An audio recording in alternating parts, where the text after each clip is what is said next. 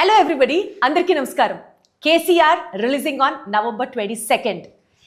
ఈ మాట తప్ప సినిమా దేని గురించి, ఎవరున్నారు, అసలు ఈ సినిమా ఎందుకు చేశారు, ఈ సినిమాని ఎందుకు రిలీజ్ చేస్తున్నారు, 100 క్వశ్చన్లు మీ మైండ్తో పాటు నా మైండ్లో కూడా తిరుగుతున్నాయి. ఇవన్నీ అడగడంతో పాటు బేసికల్గా రాకింగ్ రాకేష్ ఏ స్టేజ్ నుంచి ఏ స్టేచర్ దాకా ఎలా ఎదిగారు in companionship with Sujata, so called super Sujata, వీళ్ళిద్దరిది కాంబినేషన్, ఈ జర్నీ ఎలా కొనసాగింది అని చాలా క్లోజ్గా చూసిన వాళ్ళలో నేను కూడా ఉన్నాను. కాబట్టి out of all that friendship, love and interaction ఈ ఇంటర్వ్యూ చేస్తున్నాను. అందరికీ నమస్తే. అఫీషియల్ గా ఎలా ఉన్నారు? మంచిగా. నాకు తెలుసు సుజాత ఎప్పుడు మంచిగా ఉన్నావు అన్నట్టుగానే స్టార్ట్ చేస్తుంది. సో ఫస్ట్ సుజాత దగ్గర నుంచి వస్తాను, బికాజ్ రాకేష్ గారిని తర్వాత నేను మాట్లాడాల్సిన పాయింట్ ఉంది. అవును, పెద్ద తలకే కాబట్టి అక్కడికి పోవాలి. ఏంటి సుజాత, ఎలా ఉంది లైఫ్? ఈ సినిమా ద్వారా అసలు ఫుల్ హెడ్లైన్స్ లో ప్రతి రోజు చూస్తున్నాను నేను. మంచిగా ఉంది అక్క. అంటే ఒక్క దాంతో స్టార్ట్ అయింది నా ప్రయాణం, ఇప్పుడు 3 దగ్గర ఆగింది.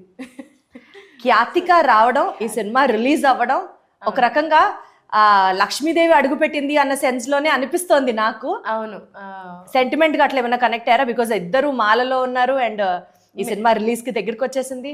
నేను అట్లనే అనుకున్నా. అంటే పుట్టక ముందు వరకు సినిమా పని ఏది కూడా జర ముందు వాళ్ళే, బిడ్డ పుట్టిన తర్వాతనే సినిమా కూడా రిలీజ్కి తొందరగా వచ్చేసింది అన్నట్టు. సో ఈ సినిమా రిలీజ్తోని మా ఖ్యాతిక వల్ల ఈ సినిమాకి మంచి ఖ్యాతి వస్తుంది అనుకుంటున్నాను. సినిమాకి ఖ్యాతి రావడం కాదు, తల్లిదండ్రికి కూడా బోలెడంత ఖ్యాతి వస్తుంది, రావాలి, తదాస్తు అని అనుకుంటూ ఈ సినిమాలో సుజాత రోల్ ఏంటి అంటే, నేను సినిమాలో యాక్టింగ్ పరంగా మాట్లాడలా, ఈ సినిమా అనేది ప్రేక్షకుల ముందుకు రావాలి అంటే సుజాత బ్యాక్గ్రౌండ్ వర్క్ ఏంటి అన్నది తెలుసుకోవాలనుకుంటున్నా. ఈ సినిమాకు భాష సహాయం చేసినాను, హీరోయిన్ కి కాస్ట్యూమ్ డిజైనింగ్ చూసుకున్నా, ప్రొడక్షన్ వర్క్. ఏంటి అసలు ఇన్ని టాలెంట్లు? అంటే మల్టీ టాలెంట్ అని తెలుసు, రాస్తావని తెలుసు, బట్ కాస్ట్యూమ్ డిజైనింగ్ కూడా నువ్వే. అంటే ఊర్లలో ఎట్లా వేసుకుంటాం అనేది నాకు బాగా తెలుసు అనుకుంటా నేను. సో ఈ క్యారెక్టర్ కి ఎట్లుండాలి, ఎట్లుంటే మంచిగా ఉంటది, దట్టు ఈ అమ్మాయి ఏ కాస్ట్యూమ్లో అయితే ఎంత మంచిగా కనబడుతుంది. డైలాగ్స్ కూడా ఏం చేయలేదని అడగాలేమో బహుశా, ఈ సినిమాకి ఏం చేసావని అడగడం కన్నా కూడా. ఆన్ స్క్రీన్ ఒక చిన్న క్యారెక్టర్ చేసినాను, కానీ ఆఫ్ స్క్రీన్ పెద్ద క్యారెక్టర్ చేసిన. ఆన్ స్క్రీన్ జరిగిన క్యారెక్టర్ విషయంలో కూడా ఎందుకు వేరే అమ్మాయి వచ్చింది, సుజాత కదా ఉండాలి అక్కడ అని అనిపించింది. కానీ కథపరంగా కథలో ట్రావెల్ అయితే ఈ కథకి ఈ అమ్మాయి పర్ఫెక్ట్ అనిపిస్తుంది. అంటే సినిమా చూసిన తర్వాత అందరు అప్లాజ్ ఇస్తారు ఈ అమ్మాయికి. అంటే ఈ కథలో ఈ క్యారెక్టర్ పక్కన చేసే ఈ మర్దల్ క్యారెక్టర్ మంచి ఇన్నోసెంట్గా ఉండాలి, చూడంగానే ముద్దుగా అనిపించాలి, అరే నాకు కూడా గట్లాంటి మర్దలు ఉంటే మంచిగా ఉండి అనిపించాలి, బావ కోసం ఇట్లా పరితపించే మర్దలు అయ్యో మాకుంటే బాగుండని అనిపించాలి, నాన్న మాట వినని ఒక అమాయకపు అమ్మాయి, అటు నాన్న ప్రేమను క్యారీ చేయాలి, ఊరు ప్రేమను క్యారీ చేయాలి, స్పెషల్లీ బావ మీద ఓవర్ ప్రేమ ఉండాలి. అది అవన్నీ కూడా మళ్ళీ చాలా ఇన్నోసెంట్ ఉండాలి. సో మన ముఖము నోరు ఇన్నోసెంట్ కాదు కదా. ఆ విషయం రాకేష్ అడిగి తెలుసుకుంటా నేను. నాకు తెలిసినంత వరకు మనిషి చాలా ఇన్నోసెంట్, బట్ నోరు సంగతి తెలీదు. నోరు ఇన్నోసెంట్ కాదు కదా. సో ఈ మాటలు కూడా అంత ఇన్నోసెంట్ ఉండాలి, అట్లా అనిపించాలి. కాబట్టి ఈ క్యారెక్టర్ పర్ఫెక్ట్ అనిపించింది. వండర్ఫుల్. సరే మరదల్ గారు చెప్పండి, ఈ సినిమాలో ఈ క్యారెక్టర్ పర్ఫెక్ట్ నీకే సరిపోతుంది అన్నట్లుగా వీళ్ళ ఎక్స్పెక్టేషన్స్ కి యాక్సెప్ట్ చేయడానికి, first because this being your debut film, accept చేయడానికి. It's not my debut film. As a heroine. Yeah, as a solo lead. నీకు ఒక రికగ్నిషన్ వచ్చే ఫిల్మ్ అనుకుంటే డీగ్లామరైజ్డ్ గా కనపడడానికి నీకు ఫస్ట్ అదేం అనిపించలేదా? అంటే నా launch should be something big అని అనుకోలేదా? రెగ్యులర్ గా కూడా I don't do a lot of makeup and get ready like that, do my nails and all. So I think this was not a problem for me. అలా makeup లేకుండా. ఎందుకు అట్లా సాయి పల్లవి గారి inspiration తో వెళ్ళిపోతున్నారా? అలానే అనుకున్నా. మరో సాయి పల్లవి అంటే తనే సాయి పల్లవి గారు. అబ్సల్యూట్లీ. బట్ మేకప్ లేకుండా, నెయిల్స్ లేకుండా, చాలా తక్కువతో నేను కనిపిస్తాను అని అంటే నాకు టక్కన స్ట్రైక్ అయిన హీరోయిన్ ఆవిడే. ఈ సినిమాలో అసలు అమ్మాయి ఇంత కూడా మేకప్ వేసుకోలే. ఎట్లున్న బయట మనకి ఎట్లా కనబడుతున్నా అనన్య, స్క్రీన్ లో కూడా అట్లనే కనబడుతుంది. ఎంత నువ్వు చెప్తేనే బాగుంటుంది, అదే కదా, అందుకనే వింటున్నా నేను. చెప్పండి Ananya. So I didn't have a problem with no makeup, ఎందుకంటే ఎక్కువగా వేసుకోను. సో అండ్ నాకు one more thing was it was a village backdrop movie kada, so I had to learn everything. నాకు ముందు నుంచి సిటీలోనే పుట్టి పెరిగాను, so I don't know much about the village, but she helped me a lot in that department. అంటే ఆ village attire నుంచి భాష దగ్గర నుంచి ఎంత హోంవర్క్ చేసావా Ananya? What was your research work behind? I watched a lot of videos, village videos, తాండాకి సంబంధించిన, లంబాడీకి సంబంధించిన videos, and I gathered whatever I could. కానీ దానికి మించి సుజాత గారు అన్ని డైలాగ్స్ నేర్పించారు. అసలు ఆ తెలంగాణ యాస, ఆ తండాలో వాడే ఆ స్పెసిఫిక్ యాస భాష అసలు నీకు వస్తుందా మాట్లాడడానికి? So I have a lot of friends who speak Telugu. అందరి దగ్గర నుంచి కొంచెం కొంచెం నేర్చుకున్నాను. So it's not specifically Andhra Telangana అలా ఏం లేదు. బట్ బేసికల్గా నీకు కంఫర్టబుల్గానే ఈ మూవీ చేసావు, అంతవరకు నాకు అర్థమైంది. ఇందాక మా సుజాత చెప్పినట్లు బావలు ఎవరైనా ఉన్నారా? నిజంగా ప్రేమించే ఒక మరదలు నిజ జీవితంలో కూడా అంతేనా నీ క్యారెక్టర్? బావలు ఎవరైనా ఉన్నారా? నాకు లేరు, కానీ ఊహించుకున్నా ఉన్నట్టు. బావల్ని ఊహించుకోవడం క్యారెక్టర్లో లీనమైపోయింది. సో ఒక మంచి బావ దొరకాలని ఎక్స్పెక్ట్ చేస్తూ, రాకేష్ గారు నమస్కారం. Thank you for coming. నా విన్నపాన్ని ఇంత తొందరగా యాక్సెప్ట్ చేసి వచ్చినందుకు ఫస్ట్ ఆఫ్ ఆల్ నేను థ్యాంక్స్. భలేవారే, అసలు ఆ థ్యాంక్స్ అన్న పదం ఫ్రెండ్స్ మధ్యలో అనవసరం. సూపర్ సక్సెస్ అవ్వాలి అని మనస్ఫూర్తిగా కోరుకునే వాళ్ళలో front line, front wishers, well విషర్స్లో నేను ఉన్నాను. So more power to you always and always and always. మీ ఇద్దరికి ఇంకా చెప్పాలంటే బట్ కొన్ని విషయాలు సీరియస్గా అడుగుదామని అనుకున్నాను ఇంటర్వ్యూలో. సో డెఫినెట్లీ అడుగుతాను. కాకుండా వృత్తిరీత్యా అడుగుతారు ఇప్పుడు మిమ్మల్ని. వృత్తిరీత్యా అడగాలి, ఎందుకంటే వాయిస్ ఆఫ్ పబ్లిక్గా ఉంటూ జస్ట్ లైక్ చుమ్మా క్వశ్చన్స్ అడిగితే నాకు అది డైజెస్ట్ అవ్వదు, కరెక్ట్ అనిపించదు. నిజంగానే అడగాలనుకుని వచ్చాను. ఫ్రెండే, వ్యక్తిగతమైన వృత్తి చెప్పండి, అడగండి, అలానే చెప్తాను. రాకేష్, అసలు ఈ సినిమా ఎందుకు తీశారు? అయ్యో, ఎందుకు తీశారు ఏంటి కమేష? అంటే బేసికల్లీ జబర్దస్త్లో నేను 12 సంవత్సరాలు 13 సంవత్సరాలు నా ప్రయాణంలో నేను ఒక యాక్టర్గా అందరికీ ప్రూవ్డ్ రాసుకున్నాను. ఆర్టిస్ట్గా నా స్కిట్లు కొన్ని నేను రాసుకోవటం, క్రియేట్ చేసుకోవటం ఉంది. కానీ వాట్స్ నెక్స్ట్ అనుకున్నప్పుడు నేను అక్కడే మిగిలిపోకుండా నేనేం చేయగలను అన్నప్పుడు చాలా ఆఫీసులకు తిరిగాను, చాలా సినిమాలు ఇంతకుముందు కూడా నేను చేశాను, చాలా సినిమాలు చేశారు మీరు.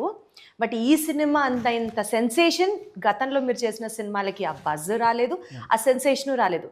బట్ ఈ బజ్ మామూలుగా లేదు కదా. ఎన్నో డౌట్లకి, ఎంతమందికో ఏం జరుగుతోంది అక్కడ అని అనిపించేలాగా ఉంది. ఎగ్జాక్ట్లీ అది రేపు థియేటర్లు 22వ తారీఖున డెఫినెట్గా అది ప్రూవ్ అవుతుంది. అంటే మీరు నన్ను ఇష్టపడే వాళ్ళగా ఒక మాట నేను గర్వంగా చెప్పగలను. రేపు మీరు ఈ సినిమా చూసి రాకేష్ ఇంత మంచి సినిమా చేసినందుకు ఐ ప్రౌడ్ అని నా భుజం తడతాను. డెఫినెట్లీ సూపర్ న్యాచురల్ పవర్స్ అన్ని సినిమాకి సంబంధించి పెద్ద పెద్ద వాళ్ళు, డైరెక్టర్లు, వెల్ విషర్స్, ఓకే నేను పేర్లు ఒక్కొక్కటి కూడా చెప్తా, బట్ పెద్ద పెద్ద వాళ్ళందరూ వచ్చి ఈ సినిమాకి భుజాల మీద వేసుకొని ముందుకు తీసుకెళ్తున్నారు అంటేనే everybody are super proud of you. Exactly. But ఆ విషయాన్ని అలా పక్కన పెడితే what I would personally like to know is, political cinema కాదు అని మీరు ఫస్ట్ నుంచి చెప్తూ వచ్చారు. ఇది పొలిటికల్ సినిమా కాదు అని అఫ్ కోర్స్ నిజాలు మేము చూస్తే ఇంకా క్లియర్గా అర్థమవుతుంది. బట్ కేసీఆర్ అని ఒక టైటిల్ పెట్టారు. అందరి కళ్ళు అది పొలిటికల్ సినిమా, ఒక political leader, ex chief minister of Telangana, అటే ఫోకస్ వెళ్తూ ఉంటుంది. కేశవచంద్ర రమావత్ అని మీరు అన్నప్పటికీ కూడా వెనకాల కేసీఆర్ గారు బొమ్మ చూస్తే ఫస్ట్ వ్యూ అటే వెళ్తుంది. సీన్ కట్ చేస్తే ఆంధ్రాలో ఈ సినిమా అసలు ఆడుతుంది అనుకుంటున్నారా? అసలు రిలీజ్ చేయగలరు అనుకుంటున్నారా? వాట్ పొలిటికల్ కాన్స్పిరసీస్ మధ్యలో యాడ్ అయితే సినిమా పరిస్థితి ఏంటి, రాకేష్ పరిస్థితి ఏంటి, సుజాత పరిస్థితి ఏంటి? అయ్యో బాబోయ్, ఇంత దారుణంగా మీరు అడుగుతుంటే నాకే భయం అవుతుంది. మీరు అడుగుడికే గుండెలో దడబడుతుంది. సో ఒక్కొక్క పాయింట్ చెప్తా. ఫస్ట్, నేను తీసింది సినిమాకు మాత్రమే ఒక భాష, యాస, కుల ప్రాతిపాదికలు పట్టించు. Cinema is ultimate cinema. నేను ఒక కమీడియన్గా ఈ ప్రపంచానికి తెలుసు నేనేం చేశాను అనే ఒక చిన్న క్యూరియాసిటీయే రేపు థియేటర్ వరకు జనాలను రాపట్టిస్తుంది. 2, కేసీఆర్ అని పేరు పెట్టారు, మీరు ఆంధ్రలో ఆడుతున్నాను. నిజంగా నేను చెప్తున్నాను, ఇప్పుడు సెన్సేషన్ న్యూస్ అనుకోండి, ఏమన్నా అనుకోండి, నా ఫిలింని ఫస్ట్ ఎంకరేజ్ చేసింది ఆంధ్రాలోనే. తెలంగాణలో ఆదరించలేదా? లేదు. ఆదరించలేదు. ఇంత ధైర్యంగా చెప్తున్నా? అంత ధైర్యంగా చెప్తున్నా. ఎస్, ఎగ్జాక్ట్లీ చెప్తున్నా. అంటే ఎలాంటి సందర్భాలు వచ్చింది ఆంధ్ర నుంచి? నాకు నేను ఎక్కడో అమలాపురంలో కోన వెంకట గారి మూవీ చేస్తున్న టైంలో ప్రభాస్ గారి ఫ్యాన్స్ అందరూ ఒక 30-40 మంది కలిసి వచ్చారు. వచ్చి మీరు భీమవరంలో జరుగుతున్నటువంటి ప్రభాస్ గారి సినిమా పుట్టినరోజు వేడుకలకి మీరు వచ్చి మాట్లాడాలి, గెస్ట్గా రండి అన్నారు. సో కమిడియన్ గెస్ట్గా అంటే అక్కడ ఏమంటారు, ఒక 4 మిమిక్రీ మాటలు, ఒక 4 ఏవో జోకులు వేసి నవ్విస్తామని పిలుస్తారు. ఆ అసోసియేషన్ ప్రెసిడెంట్ నాతో ఏమన్నాడంటే, అన్న నీ సినిమాకు కూడా ఇది హెల్ప్ అవ్వాలి, అక్కడ నా డైరెక్టర్ శ్రీపాద కూడా ఒక ఆయన ఉన్నారు, ఈ సినిమా నీకు హెల్ప్ అవ్వాలి, ఈ సినిమా అక్కడ ప్రొజెక్ట్ అయితే మొత్తం వరల్డ్ వైడ్ చూస్తుంది అంటే అక్కడ ఉన్నటువంటి రాజకీయ ప్రముఖుల్లో నాకు చాలా అత్యంత ఆత్మీయులు ఉన్నారు. కొంతమంది పేర్లు చెప్పను గర్వంగా, కొంతమంది పేర్లు చెప్తాను. అక్కడ జనసేన పార్టీ జిల్లా అధ్యక్షులు రవి గారు ఉన్నారు, మచ్చా రవి గారు ఉన్నారు. అటే పక్కన టీడీపీ రాష్ట్ర అధ్యక్షులు ఉన్నారు, ఎమ్మెల్యే గారు బుచ్చిబాబు, అందరు ఉన్నారు. నేనేం మాట్లాడతానన్న ఒక భావనతో పక్కన యాంకర్ వణిపోతున్నాడు, యాంకర్ రవి. స్టేజీ మీదకి వెళ్ళి నన్ను ఇక్కడికి తీసుకొచ్చిన నా ప్రభాస్ ఫ్యాన్స్ అందరికీ, నన్ను తీసుకొచ్చిన ప్రభాస్ ఫ్యాన్స్ అందరికీ కేసీఆర్ ఫ్యాన్ నమస్తే అని చెప్పాను.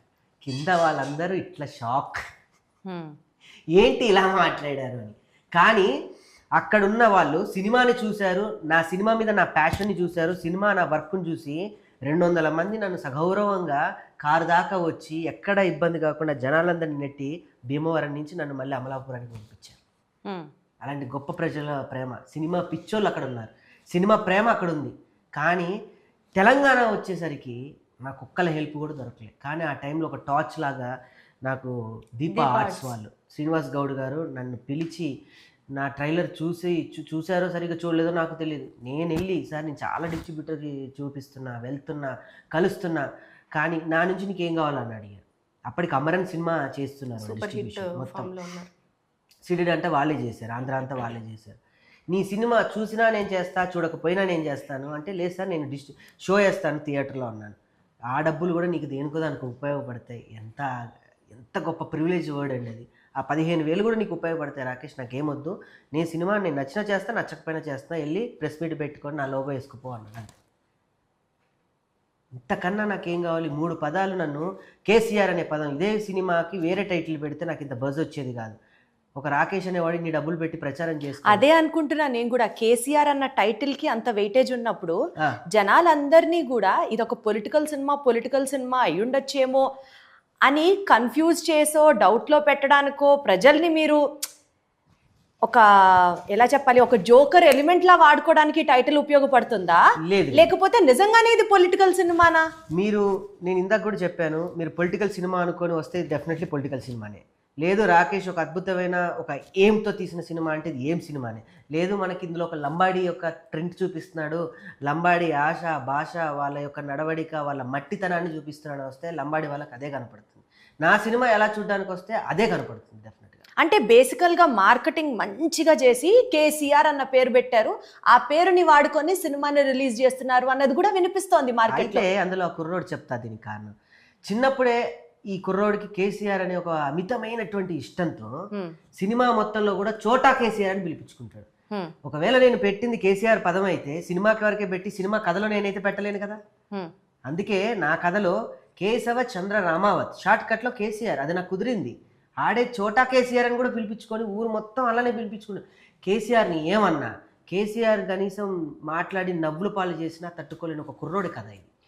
మనకి మార్కెట్లో మంచి స్కీములు ఇంట్రడ్యూస్ చేసినప్పుడు, లేకపోతే కొత్త ఆఫర్లు ఇంట్రడ్యూస్ చేసినప్పుడు అద్భుతమైన మార్కెటింగ్ స్ట్రాటజీ అని అనుకుంటాం. అలా రాకేష్కి ఇంత అద్భుతమైన బ్రెయిన్ ఉంది, ఇంత బీభత్సమైన మార్కెటింగ్ స్ట్రాటజీ ఉందని నాకు ఇప్పుడు అర్థమవుతుంది సుజాత. అయ్య బాబోయ్ ఇన్ని పెద్ద వచ్చా సీరియస్గా. ఎందుకంటే సినిమా మీద ఉన్న ప్యాషన్ తెలుసు, రాసే దాంట్లో ఆయనకున్న టాలెంట్ తెలుసు, కామెడీ ఎలా పండించగలడో తెలుసు, బట్ సినిమాని ఒక ప్లాట్ఫామ్ని ఎంత ఘనంగా మార్కెట్ చేయగలరు అన్నది కూడా నాకు ఈ సినిమా ద్వారా అర్థమవుతుంది. If I'm not wrong again and అయితే ఒకటి మీరు అన్నారు కాబట్టి చెప్తున్నా, నా సినిమాకి వేరే టైటిల్ పెడితే థియేటర్ వరకు ప్రేక్షకులు నా కోసం వస్తారో లేదో అయితే తెలీదు. నా మీద ప్రేమతో మాత్రం నా వాళ్ళు వెళ్తారు, లేదా నాకు తెలిసిన వాళ్ళు వెళ్తారు. నేను కొన్ని 100 మందిని ఉద్యమంలో మొబిలైట్ అయితే చేసేంత వ్యక్తిని కాదు. నా మాటలతో కొంతమంది అయితే మొబిలైట్ అయితే అవ్వదు. ఆ పదం అనేది థియేటర్ దగ్గరికి తండోపతండాలుగా జనాల్ని తీసుకొస్తుంది. కాబట్టే మీరు ఆ పదం పెట్టారు. కాబట్టి పెట్టాను అని మీరంటే రేపు కూర్చున్న ప్రేక్షకులు వాళ్ళు ఊరుకోరు. ఇది పేరు వరకే అంటే రేపు పెట్టి రిలీజ్ అయిన తర్వాత ఆబ్వియస్లీ మీరే అన్నారు ఎందుకు పెట్టిండ్రా ఈ పేరు అంటే రేపు థియేటర్ లో కూర్చోపెట్టిన తర్వాత అదేలే థియేటర్ దాకా తీసుకురావడం మీ ధ్యేయం. ధ్యేయం. తీసుకొచ్చిన తర్వాత మంచి సినిమా అనిపించలేదు, అది ఆడియన్స్ డెసిషన్ అయినప్పటికీ 100% మంచి సినిమా అన్న ఫీల్ లోనే బయటకు వస్తారని ఆశిస్తే, బట్ థియేటర్ కి రావడం వరకు మీ యొక్క గేమ్ ప్లాన్ అయితే సక్సెస్ అయినట్లేగా. మీరు అనుకుంటే అలానే అనుకోండి. అయితే రేపు సినిమా చూసాక బొమ్మ వేరే ఉంటుంది అయితే మరి. అసలు చాలా స్మార్ట్ టాక్ బై రాకేష్, అసలు నీకు అర్థమవుతుందా అన్నది నా పాయింట్. కానీ సుజాత, నాకు ఒక క్వశ్చన్ చెప్పు. బేసికల్గా మనం ఎప్పటి నుంచో ఫ్రెండ్స్, మనం ఎప్పటి నుంచో ఒకరి లైఫ్ ఒకరు చూస్తున్నాం. ఒక పొజిషన్కి మీరు రీచ్ అయ్యారు అంటే వెనకాల చాలా ఇయర్స్ ఆఫ్ హార్డ్ వర్క్, చాలా ఇయర్స్ ఆఫ్ ఏం చెప్పాలి, ఆ తపన, తాపత్రయం, డెడికేషన్, ఇవన్నీ చేసి చేసి చేసి చూసి ఒక పొజిషన్కి అయితే మీరు వచ్చారు. ఈ పొజిషన్లో కూడా మీరు ఇంకా అసలు నేనే కింగ్, నేనే క్వీన్ అన్నట్టు కాదు. There is still so much of life ahead. మొత్తము మీ ఎసెట్స్ అన్ని, మీ యొక్క ఇప్పటిదాకా సంపాదించిందంతా, అఫ్కోర్స్ అంతానో కాదో నేను చెప్పలేనులే, బట్ స్టిల్ లైన్స్ షేర్ ఈ సినిమాలో పెడితే భయమే లేదా సుజాత? భయం అనిపించలే, నాకు ఆయన డ్రీమ్ కనిపించింది. అంటే భయపడుకుంటే నేను భయపడి ఆయనను భయపడితే మాకు ఇంత మంచి ప్రోడక్ట్ బయటకు వచ్చేది కాదు. సో నాకున్న ధైర్యం ఏంటంటే మనం సగంలోనే ఉన్నాం కదా, మనం ఇంకా సంపాదించుకుంటాము. అంటే ఒక ఏమంటారు, బాధ్యతలన్నీ నెత్తి మీద పడి అయ్యో ఇంకా నేనేం చేయలేను అనే పొజిషన్లో లేం కదా. ఇప్పుడే మనం ఒకటి ఉన్నప్పుడే మనం ఇంతగానం సంపాదించుకున్నాం. ఇండివిజువల్గా ఇద్దరం కలిసే ఉన్నాం కదా. ఇప్పుడు ఓకే, నీ డ్రీమ్ ఏదన్నా అనుకుంటున్నావు కాబట్టి నువ్వు చెయ్యి. చిన్నప్పటి నుంచి అంటే మేమిద్దరం దోస్తులు ఉన్నప్పుడు తను ఒక మాట అంటుండే, నేను చిన్నప్పటి నుంచి ఈ పనులు నేను చేయాలనుకునేది కానీ చేయలేకపోయినా, కొన్ని అచీవ్మెంట్స్ ఉంటాయి కదా, నేను అవి చేయలేకపోయినా, ఎందుకంటే నాకు వెనకాల పెట్టేటోళ్ళు నాకు ఎవ్వరు లేరు కదా, అందుకోసమని నేను చేయలేకపోయినా అని చెప్పేసి ఆ మాట నాకు ఊకే నా గుండెలు ఊకే తడుతుంటుంది నాకు. సో ఈ థాట్ వచ్చినప్పుడు ఫస్ట్ నాకే చెప్పింది, నేను ఇట్లా సినిమా చేయాలనుకుంటున్నా అని చెప్పేసి. ఈ ఏజ్లో కూడా నేను చిన్నప్పుడు ఈ పని నేను చేయలేకపోయినా నువ్వు బాధపడుతున్నావు, కానీ ఒక ఏజ్ వచ్చిన తర్వాత ఈ ఏజ్లో నేను ఈ పని చేయలేకపోయినా నువ్వు బాధపడద్దు, నువ్వు ఏదనుకుంటున్నావు నువ్వు అది చెయ్యి. సో నేనున్నా, మంచికైనా చెడుకైనా నేనున్నా. మీరు మీ డ్రీమ్స్ ఏవైతున్నాయో అవన్నీ మీరు ఫుల్ఫిల్ చేసుకోవాలి. ఒక ఏజ్ వచ్చిన తర్వాత నేను ఇవి చేయలేను అనే బాధ మీ మనసులో ఉండొద్దు అని. సో సంపాదన ఏమున్నది అక్క, మేమిద్దరం సంపాదించుకోగలుగుతాం. కాళ్ళు రెక్కలు మంచిగా ఉన్నాయి ఇద్దరికి, దేవుని దయ వల్ల ఆయనకు స్పెషల్ టాలెంట్ ఉన్నది, నాకు స్పెషల్ టాలెంట్ ఉన్నది. మేము ఏది చేసినా కూడా ఆదరించడానికి జనాలు అందరూ ఆబ్వియస్లీ మా ఇంటి పిల్లలు అని చెప్పేసి ఇప్పటివరకు ఆదరించబట్టే మేము ఇంత దూరం వచ్చినాం కదా. ఆ ప్రేమ ఎప్పటికీ మా మీద ఉంటుంది అనుకుంటా. సో మన ఇద్దరం కష్టపడగలుగుతాం ముందు. మీరేం భయపడకుండా మీరు చేయండి అని చెప్పేసి నేనే చెప్పిన. కథాస్తు. సో ఇదే పాజిటివ్ ఎనర్జీ అలాగే కొనసాగాలని మనస్ఫూర్తిగా కోరుకుంటూ, నీకు కూడా అలాంటి డ్రీమ్స్ ఏమైనా ఉన్నాయా సుజాత? నాకు నా పెళ్ళి, నా పిల్లనే నాకు పెద్ద డ్రీమ్ అక్క. నా డ్రీమ్స్ అన్నీ అయిపోయినాయి, నాదంతా బోనస్ లైఫ్ ఇప్పుడు అంతే. అమ్మ బాబోయ్, అంత అల్ప సంతోషిలాగా ఎలా ఉంటుంది అసలు? అంటే ఏమో చిన్నప్పటి నుంచి నాకు కొంచెం ఉన్న దాంట్లో హ్యాపీగా ఉండడం నాకు బాగా అలవాటు అది. సో నేను లగ్గం చేసుకున్నప్పుడే, లగ్గం చేసినప్పుడు బయటకు వచ్చి ఈయన చేతులు పట్టుకొని నేను అదే చెప్పిన, అంటే లైఫ్లో నాకు లగ్గం చేసుకోవాలనే ఆలోచన లేదు, కానీ అసలు పెళ్లి చేసుకోవాలని ఆలోచన లేకుండా. ఎందుకట్లా? అంటే ఇంకా నా దమాకు. సో అట్లుండే, కానీ అది ఎప్పుడు నేను ఎవరికి నేను చెప్పుకునేదాన్ని కాదు, ఈయనకు చెప్పుకుంటుండే. మేమిద్దరం అప్పుడు మంచి దోస్తులం కాబట్టి. అవునవునవును. పెళ్లి చేసుకున్నాక బయటకు వచ్చినాక ఆయన చేతులను పట్టుకొని, నాకు జీవితంలో నువ్వు ఏమి ఇచ్చినా ఏమి ఇవ్వకపోయినా నేను ఏం అడగను, అద్భుతంగా చాలా గ్రాండ్గా నాకు ఈ లగ్గం చేసినావు తిరుపతి కొండ మీద. సో నాకు ఇది చాలనుకున్నా. నా బిడ్డ పుట్టిన తర్వాత ఇంకా నేను అసలు బిడ్డ గురించి కూడా నేను ఏం అడగను, బిడ్డ కావాల్సింది కూడా నేను చూసుకుంటాను. నువ్వు అసలు పెళ్ళం ఉన్నది, పిల్లలు ఉన్నారు, వీళ్ళ కోసం నేను ఇది దాచి పెట్టాలి, ఇది కూడా పెట్టాలి, ఇటు సైడ్ మాత్రం నువ్వేం ప్రెషర్స్ పెట్టుకోకు, నువ్వు ఏం చేయాలనుకుంటే నువ్వు అది చేయని చెప్పేసాను. సూపర్. అసలు అంత సపోర్టింగ్ వైపు ఉన్నప్పుడు రాకేష్ ఇంకా అసలు నీకు అదే ఒక కొండంత బలంలాగా ఉంది కదా. అంతే. లవ్లీ చూస్తే యాదాద్రి కొండ సపోర్ట్ చేయడానికి ఎంత కీలాద్రి కొండ. అబ్బా మధ్యలో నన్ను లాగే, అసలు మామూలు టాలెంట్ కాదు ఇది. అనన్య, మీరు చెప్పండి, ఈ సినిమా గురించి ఇంత బజ్ వస్తున్నప్పుడు ఎప్పుడైనా భయం వేసిందా అనన్య? అఫ్ కోర్స్ సినిమాలో మీరు యాక్ట్ చేశారు, ఒక పార్ట్ అయినప్పటికీ కూడా కొన్ని మంత్స్, కొంత పీరియడ్ ట్రావెల్ చేసేసరికి you also keep owning the film కదా. ఈ నేపథ్యంలో అసలు మీరు లా చదువుతున్నారని విన్నాను. ఆ లాయర్ టాక్టిక్స్ ఏమన్నా సినిమా పంచాయతీని క్లియర్ చేయడానికి హెల్ప్ అయిందా ఎప్పుడన్నా? Well, I don't know how to answer that, కానీ అయితే ఉన్నాయన్నమాట, అక్కడి నుంచి మనం అర్థం చేసుకోవాలి. Okay, fine. సో ఈ cinema, can you repeat what you asked me? Because మీరు లా చదువుతున్నారు కాబట్టి you said you are in your 5th year of your law. Not that, before that. You asked me one question before that related to I wanted to ask this only, about the future of the film. Not about the future of the film. Did you ఈ సినిమాకి సంబంధించి ఇట్లా buzz వస్తున్నప్పుడు ఇలా negative భయపడ్డానా? Okay, so, like అంటే ఫ్యూచర్లో ఏమవుతుందో అది తెలియదు కాబట్టి I was also very anxious. అంటే సినిమా హిట్ అవుతుందా లేకపోతే will I get a good name అవన్నీ నేను ఆలోచించాను. But I think what ever happens I will take it positively. I mean right now as an actor my first step is to act in films. So I mean, what's wrong in aspiring to become something? So I wasn't really so scared because I thought whatever happens, I also have my career in law. So yeah. So law ఫస్టా లేకపోతే cinema ఫస్టా? అయ్యో, I am hoping to manage both. అంటే రెండు చేయగలుగుతాను అనే నమ్మకం నాకుంది. Okay, great. Super. అసలు ఆల్ దట్ కాన్ఫిడెన్స్ అద్భుతం. రాకేష్, సినిమా చేయడానికి కాంట్రవర్సీగా అని కాకపోయినా మధ్య మధ్యలో చాలా ఛాలెంజెస్ ఫేస్ చేసి ఉంటారు కదా. ఎలక్షన్స్ అప్పుడు సెన్సార్ సర్టిఫికేట్ రాలేదు, సినిమా రిలీజ్ అంటే ఎలక్షన్స్ అయిపోయిన తర్వాత, ఇప్పుడు దగ్గర దగ్గర 6 నెలల కంటే ఇంకా మించిపోయింది టైం. ఇప్పుడు రిలీజ్ చేయడానికి ఇంత కాలం సినిమాని సొంతగా ప్రొడ్యూస్ చేసి ఉంచుకోవడం అని అంటే చాలా పెద్ద విషయం. పెద్ద పెద్ద వాళ్ళకి మామూలు టెన్షన్ కాదు అసలు అది. నిజంగా అది ఎంతదంటే, అది అంటే కొన్ని పదాలు అర్థం కావడానికి 9th months వచ్చాక బేబీ కడుపులో ఉంటే ఎంత బాధగా ఉంటుందో నాకు ప్రతిరోజు బాధ. ఎందుకంత డిలే జరిగింది అంటే నేను బేసికల్ అప్పుడే ఆ ఊపులో రిలీజ్ చేద్దామని అనుకున్నాను. కానీ ఏం జరిగిందో ఏంటో సెన్సార్ వాళ్ళు సడన్గా నాకు స్క్రిప్ట్ కావాలి అన్నారు. ఆల్రెడీ వాళ్ళు చూశారు, చేశారు, అయిపోయింది. మళ్ళీ సడన్గా స్క్రిప్ట్ కావాలి, డైలాగులు ఉండాలి, మ్యూట్ చేసి పంపిస్తాయి. ఏ సినిమాకైనా కొన్ని కట్టింగ్స్ ఉంటాయి, కొన్ని మ్యూట్స్ ఉంటాయి. కానీ తర్వాత మళ్ళీ నో అబ్జెక్షన్ లెటర్ అడిగారు, అన్నీ ఇచ్చాను.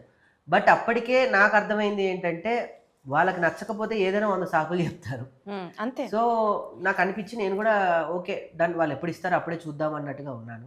దాని తర్వాత నా పరిస్థితులు కూడా అన్ని మొత్తం తారుమారైపోయాయి. అప్పటికి నేను అనుకున్న సమీకరణాలు నాకు వెనక ఎవరైతే చెప్పచ్చా ఏం జరిగిందో, అడగచ్చా? షూర్, నేను పెద్ద పెద్ద వాళ్ళకి నేను చూపించా సినిమా, నా పేర్లు చెప్పను కానీ ఎందుకు లేదు అంటే వాళ్ళకి ఆ టైంలో వాళ్ళకి సహకరించలేకపోయారు. ఏషియన్ వాళ్ళు నా సినిమాని టోటల్గా వాళ్ళే చేస్తానని చెప్పి నాకు భరోసా ఇచ్చి, రామ్మోహన్ రావు గారు అని ఎఫ్డిసి ఎక్స్ చైర్మన్, ఆయన వచ్చి సినిమా చూశారు. అందరు చూసి ఈ సీన్ తీసేసి ఈ సినిమా మార్చాలి, వేరే ఆర్టిస్ట్ని పెట్టాలి, ఇలా కాదు అలా కాదని ఏదేదో చేశారు. బట్ నేను ఒకటే స్టెప్, నా సినిమాని సినిమాగానే తీశాను, నా సినిమాని ఎవ్వరి కోసం నేను మార్చను అని ఒక బలమైన నమ్మకంతోనే ఉన్నాను. అప్పటి నుంచి ఇప్పటిదాకా అలానే ఉన్నాను. సో మేబీ ఇంత గుడ్ ప్రోడక్ట్ ఇంత జెన్యూన్గానే బయటికి రావాలని చెప్పి ఎవరి ఆరా నా మీద పడలేదు, ఎవరి నీడ నా మీద పడలేదు. అది నేను సగౌరవంగానే చెప్పగలను. దేవుని దయ. అద్భుతం. అసలు అలాగే జరగాలి, అలాగే ఉండాలి లాస్ట్ వరకు అని కూడా కోరుకుంటున్నాను. బట్ ఒక్క మంచి పాయింట్ చెప్పనా, అసలు విఎన్ ఆదిత్య గారు ఈ సినిమా కోసం ఒక అమౌంట్ పంపిస్తాను యుఎస్ నుంచి అని అనడం దగ్గర నుంచి, సాయి రాజేష్ గారు నెక్స్ట్ మిమ్మల్నే బేస్ చేసుకొని ఒక సినిమా సెంట్రిక్గా తీస్తాను రాస్తాను అని చెప్పడం దగ్గర నుంచి, అనసూయ గారి దగ్గర నుంచి, రోజా గారి దగ్గర నుంచి, నాగబాబు గారి దగ్గర నుంచి, ఇలా చెప్పుకుంటూ పోతే చాలామంది, డైరెక్టర్ గరుడవేగ అంజీ గారి దగ్గర నుంచి అన్ని సమీకరణాలు కలిసి వచ్చి, అంటే ఏదో అంటారు కదా, నీ సంకల్పం మీద నీకు ఒక నమ్మకం ఉంటే ప్రపంచం మొత్తం నీ విశ్వం మొత్తం నీ వశం అవుతుంది అని అంటారు. అలా కలిసి వచ్చాయి నాకు ఈ సినిమాలో రాకేష్కి అనిపించింది కాదా?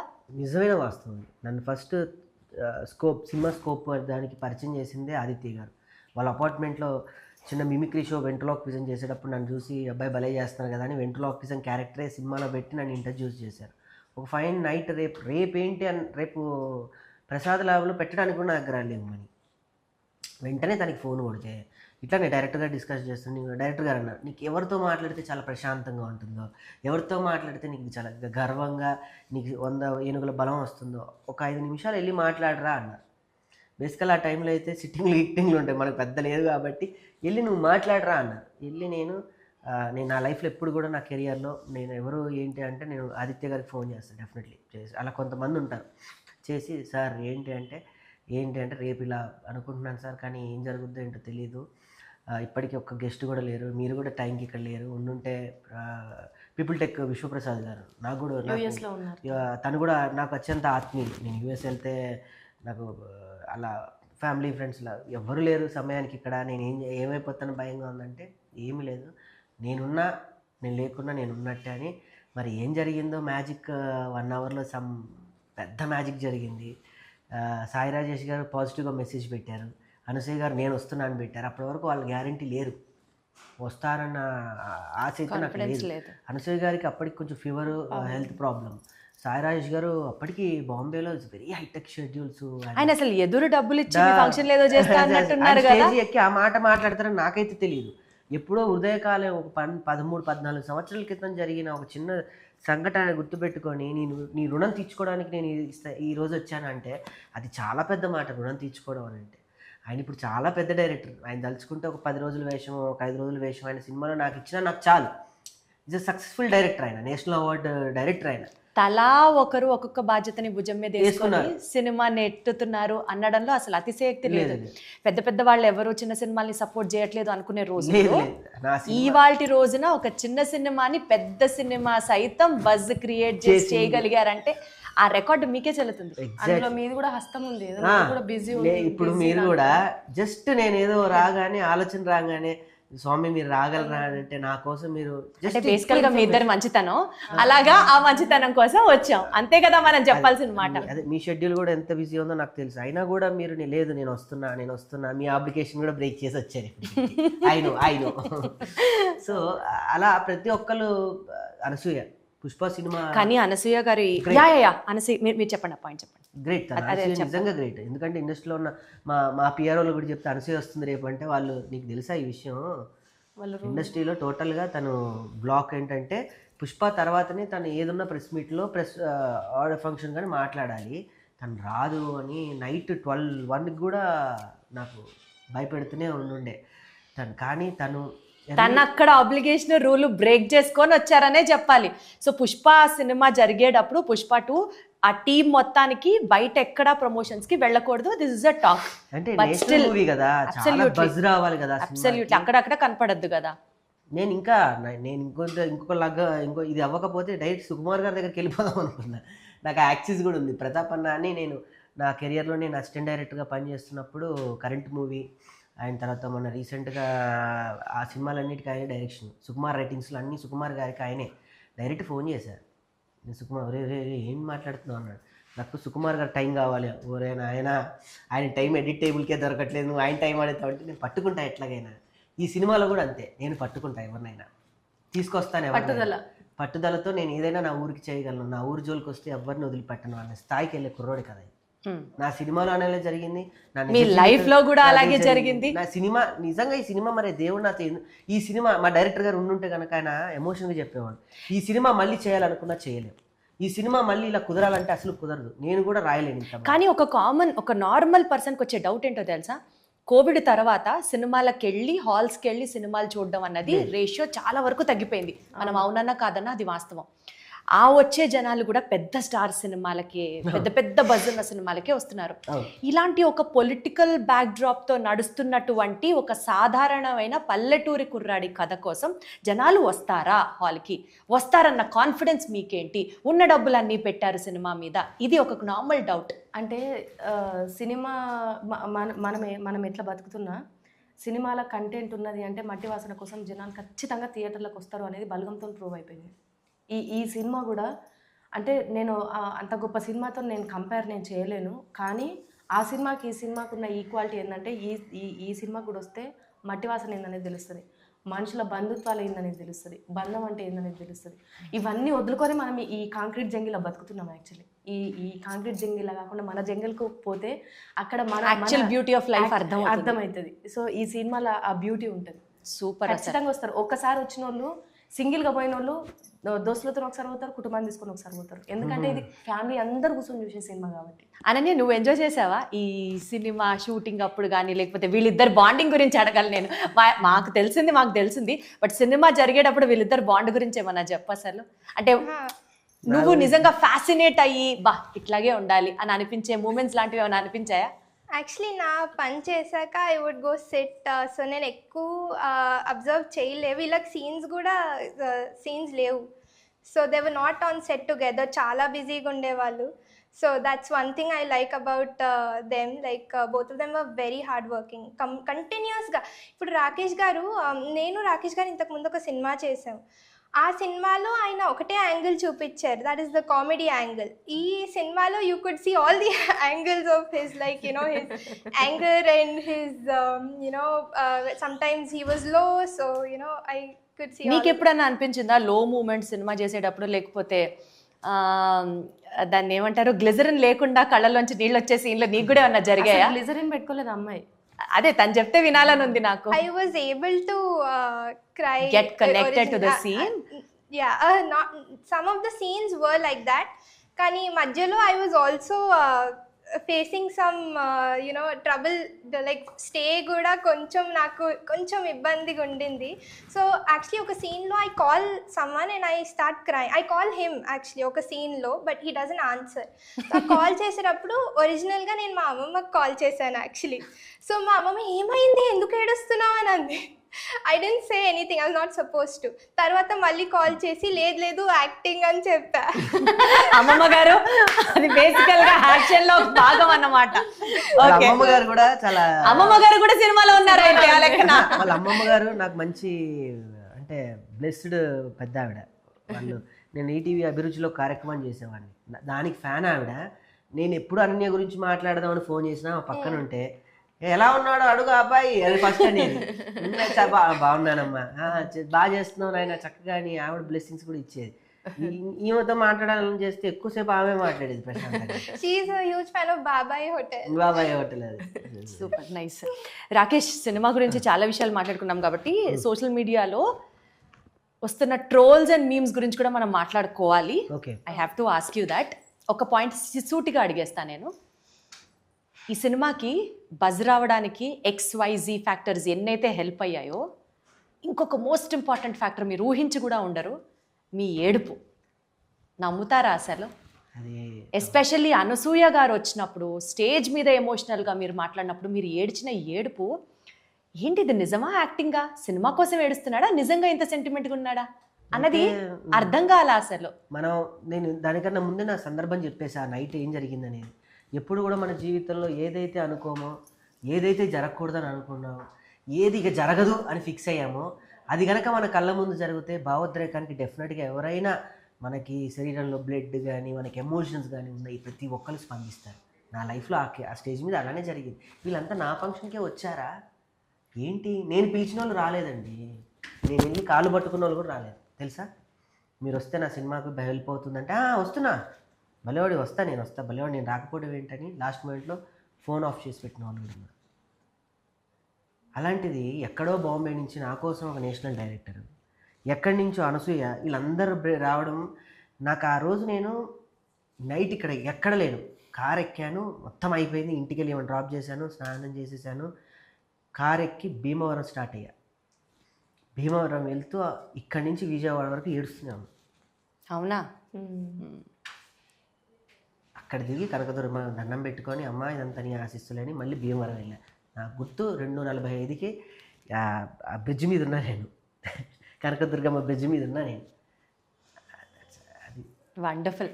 సో బేసికల్గా సినిమా మొత్తాన్ని, మీ యొక్క హార్డ్ వర్క్ని, మీ యొక్క సంకల్పాన్ని అండ్ మీ డెడికేషన్ని, టీమ్ ఎఫర్ట్ని అన్నీ కలగలిపి వచ్చిన రాబోతున్న ఈ కేసీఆర్ సినిమా సూపర్ సక్సెస్ సాధించాలని మనస్ఫూర్తిగా కోరుకుంటూ ఆల్ ద వెరీ బెస్ట్. మీకు కూడా మా టీం తరఫున థ్యాంక్ యూ వెరీ మచ్. మీరు వచ్చి ఇలా మీ విలువైన టైం మాకు ఇచ్చి మమ్మల్ని ఇంటర్వ్యూ చేయడం అంటే ఒక టైం మనకి ఇస్తున్నారంటే వాళ్ళ మనీతో సహా వాళ్ళ గౌరవాన్ని కూడా మనకి ఇస్తున్నట్టు నేను ఫీల్ అవుతాను బేసికల్లీ.